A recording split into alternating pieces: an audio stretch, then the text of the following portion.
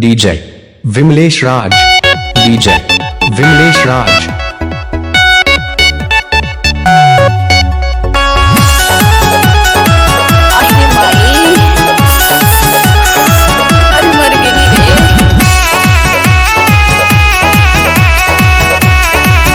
DJ Vimlesh Raj. रात काहे ना आइलू? अरे काय रोज बस काहे ना आइलू काहे ना आइलू? रात काहे ना आइलू? सज पटी कुली साटी के पूछला हमसे बोलता रू डांट के ए पिया टूटत रहे देहिया धनवा काट के ए राजा टूटत रहे देहिया धनवा काट के नाराज मत हो खो डार्लिंग लुलु लुलु ए पिया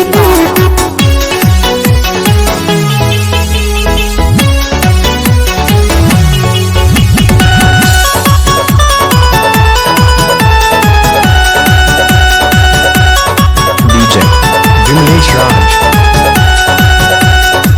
लागल ना हमारा हो रात भर ओंगाई काहे ना ओढ़ले लडो बल रजाई बस एक दिन में हालत खराब हो गई लागल ना हमारा हो रात भर ओंगाई काहे ना ओढ़ले लडो बल रजाई बुझली ना कही के कटबू हमारा बात के मानत रह गईली सोची सोची हाथ के सुना बहुत खतरा है देहिया धनवा काट के ए राजा बहुत खतरा है देहिया धनवा काट के